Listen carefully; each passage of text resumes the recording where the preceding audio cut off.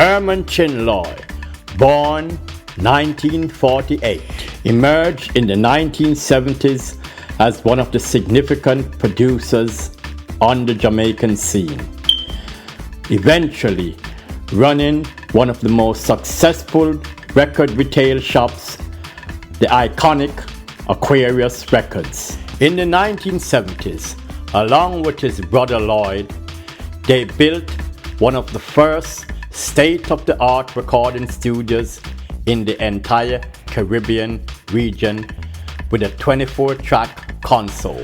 Herman blossoming into one of the more significant producers in the 1970s and responsible for bringing to the fore iconic artists such as Horace Swaby, aka Augustus Pablo, Mikey and Geoffrey Chung, significant musicians of the 70s and the 80s, playing in the same band, the Now Generation and the Mighty Mystics, going on to Word, Sound and Power with Sly Dunbar and Robbie Shakespeare back in Peter Tosh, have played and produced on many records for artists such as Black Uhuru, Grace Jones, Serge Gainsbourg, and Sinead O'Connor.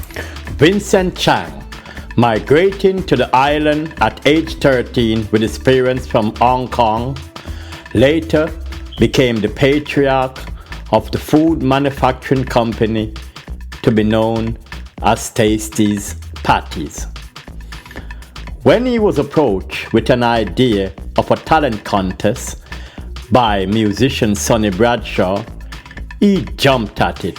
The rest is history, as the Tasties talent contest is only comparable to the Vera John's Opportunity Hour to have discovered a bulk of future stars. Active for 34 years, from 1979 to 2013, it has unearthed stars such as Nadine Sutherland, Brian and Tony Gold, Papa San, Mr. Vegas, the king of the DJs Yellow Man, and the reigning king of the dancehall, Beanie Man.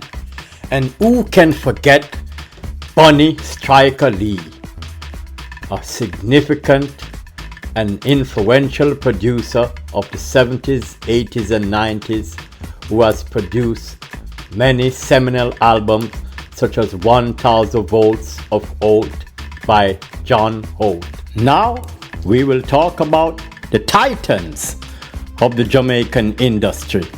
The first of them being Neville, the founder and operator of the iconic Sonic Sounds manufacturing plant, record label and distribution. Sonic Sounds became one of the leading manufacturers of vinyl in Jamaica and was also a distributor for many overseas labels. But his brother Byron Lee is without a doubt the most famous Jamaican Chinese of all time. In the 1950s, with a schoolboy friend called Brady, he formed a band which they would call the Dragonaires. The Dragonaires quickly cemented themselves as the leading lounge band in Jamaica and would be utilized in backing many international artists who visited the island. The band pioneered the first indigenous sound known to Jamaica, ska, and Byron is credited to being the first bass player in Jamaica to utilize the electric bass. The Dragonaires achieved legendary status with over 86 albums and 195 singles credited to them, with many iconic records such as Sammy Dead, Jamaican Ska, Mr. Walker, Marga Dog, Shaving Cream, and the perennial favorite, Tiny Whiny. Byron branched out into music production and show promotion with the Byron Lee Spectacular Show, bringing many artists to the fore such as Toots and the Maytals, Jimmy Cliff, and Master Griffiths.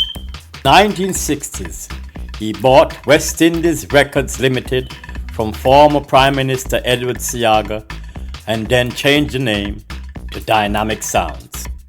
Dynamic Sounds was a state-of-the-art recording studio and became a favorite for many local artists who gained international stature such as Peter Tosh and Bob Marley, and also hosted many international acts such as the Rolling Stones, The Clash, and Paul Simon.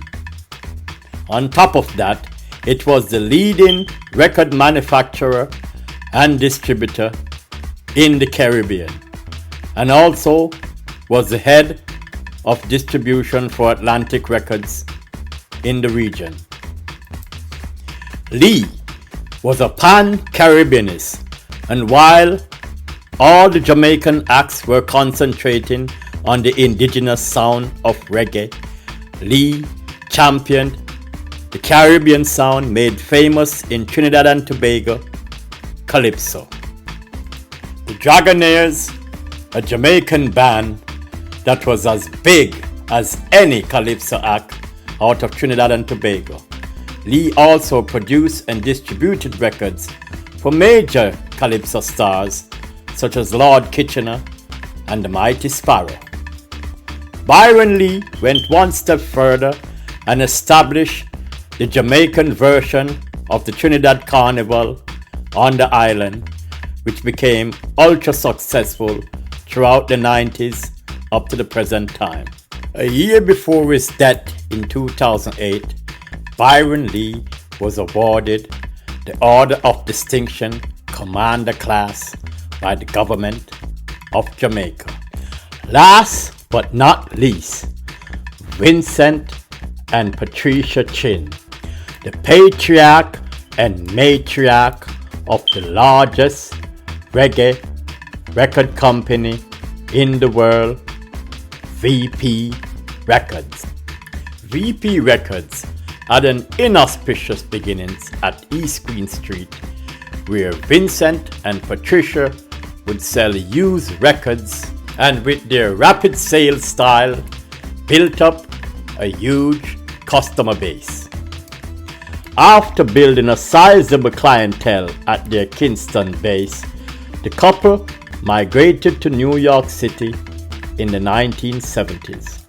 Using the same model that brought them success in Kingston, Jamaica, they established a retail shop in Queens, New York, where there was a sizable Jamaican and Caribbean population. They later branched out into manufacturing, distribution, and then has burgeoned and has become the largest independent reggae label in the world, signing many stars out of Jamaica, and has now taken the lead in the digital age with their spin-off VPAL Music. VP is the lasting and enduring legacy of the Chinese Jamaicans' involvement, influence, and impact on Jamaican music.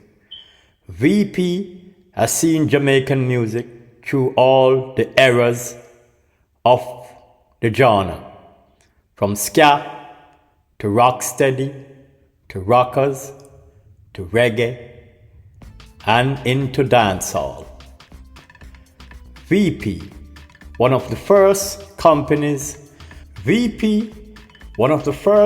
Chinese Jamaican owned companies to engage in the entire process, from production to manufacturing to distribution, and has now established themselves as the largest reggae record label in the world, responsible for bringing a whole generation of stars to a new height of international recognition.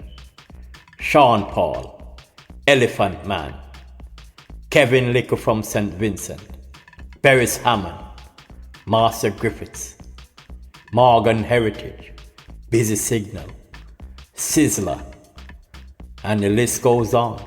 Beanie Man, Bounty Killer, VP, the enduring legacy of the Chinese involvement, influence, and impact on Jamaican music.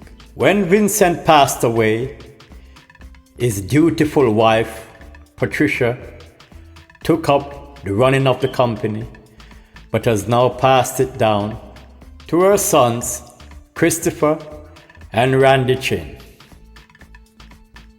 Our Chinese, Jamaican brothers, for your contributions, we say salute. Now let me say, over the years there have been many allegations of exploitation of the music by the Jamaican Chinese community.